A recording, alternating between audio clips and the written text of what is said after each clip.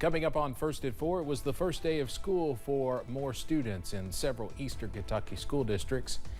And more details are emerging about a mass shooting during the weekend in Louisville. Plus, we are tracking rain chances to kick off the work week, but some drier air is on the way. Your full forecast coming up as Mountain News First at 4 starts now. Dedicated to eastern and southern Kentucky, this is WYMT Mountain News First at 4. Good afternoon, I'm Steve Hunsley. First at 4, classes at 4 more school districts in our region are now back in session. That includes Perry County schools. The Robinson Elementary and Buckhorn students started their second school year together at the old A.B. Combs building due to losing their schools in the flood last July. But today, both principals say they are thrilled to have students and staff back together. It's been a little hectic, but we're so excited to have our students back in the building. Love seeing all their smiling faces rolling in and them ready for an exciting year. Just looking forward to having a great year, a little bit of stability, you know, and provide that for our kids and community. The final school to head back in our region is Williamsburg Independent. They will start this Wednesday, August 30th. But WYMT's Olivia Calfee will have more from A.B. Combs tonight at 6.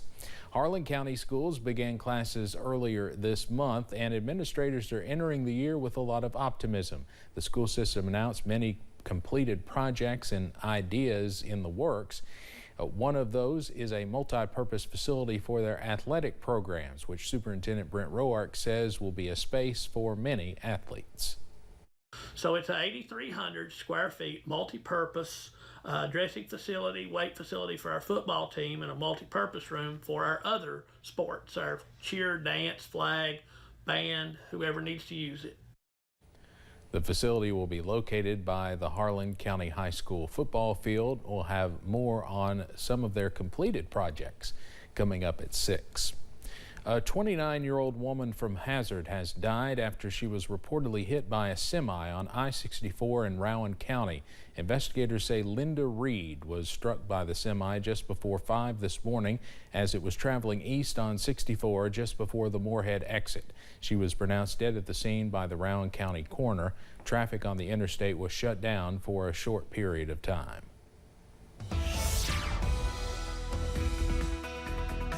Well, the weather is gloomy on your Monday as we kick off the work week. Watching out for some cloudy skies. Also, a few showers out there at this hour as well. Taking a look at pinpoint Doppler, you can see for most of us we are dry, but we are tracking a heavier downpour not too far away from Norton in portions of Lee and Wise County, Virginia. Some heavier showers near US 23, also Big Stone Gap, and a few more light sprinkles in Logan and Mingo counties in West Virginia. And if you don't believe me, here's a live look from Buffalo Mountain. It is foggy and gloomy out there. Check out that visibility, very low, also low temperatures. We should be in the middle 80s. We are well below average today thanks to the clouds, also the showers. The temperature right now in Perry County at 70 degrees. Most of us in the middle to lower 70s. 68 though in Pikeville, 75 in Jackson, and 76 over in London at this hour. As we go into this evening, we are watching out for more gloomy conditions. We stay cloudy, also watching out for a few more showers. It's not going to rain everywhere, but you may see a few showers into this evening, also into tonight, and more rain chances on Tuesday before some drier air on Wednesday. That full forecast plus a look at the tropics coming up in just a few minutes. Steve? All right, Cameron, thank you. We are learning more details after a mass shooting in downtown Louisville yesterday. It has left 2 people dead and 4 others injured. Reports came in around 3 a.m. outside Southern Restaurant and Lounge located at 3rd and Market Street. Witnesses heard multiple sets of gunfire. When officers arrived at the scene, they found 1 man dead and others hurt.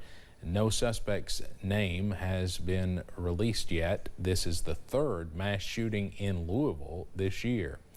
The FBI is investigating the deadly shooting at a Dollar General in Jacksonville, Florida on Saturday as a hate crime. Investigators say the gunman was white and he obtained the guns legally. All 3 victims were black. President Biden condemned the shooting, saying white supremacy has no place in America. CBS's Manuel Bajorquez is in Jacksonville. In times like these. Just steps from the scene of the deadly Dollar General store shooting in Jacksonville, hundreds gathered Sunday to honor the victims and voice their outrage. We cannot tolerate hate against our black community.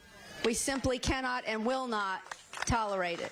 Among the 3 people killed was Gerald Gallion, who was shot as he entered the store. He leaves behind a 4-year-old daughter. How do you even begin to explain to her what happened? We haven't. You haven't? She doesn't know yet. Oh, I'm so sorry. We're trying to figure out the words to tell her because she was a daddy's girl. LaTiffany Gallion is the victim's sister. He was a loving guy. He was a devoted father. He'd do anything for his daughter. And for him to get up and wake up and his life get ended, it's not fair. Surveillance video captured 21-year-old Ryan Christopher Palmeter walking up to the store just after 1 p.m. Saturday and taking aim at his first victim in the parking lot. Authorities say he wore a face covering, latex gloves, and a bulletproof vest under his shirt. He was also armed with 2 firearms, including an AR-15 semi-automatic rifle covered with swastikas. When you see him walk out on the sidewalk and he points that gun at that car, he fired 11 rounds at that car. He did not give any warning. He just did it. Authorities say during the shooting, the gunman, who lived with his parents, texted his father and told him to break into his bedroom. There, his father found a suicide note, a will, and writings Jacksonville Sheriff T.K. Waters described as racist. The manifesto is quite frankly, the diary of a madman. He was just completely irrational.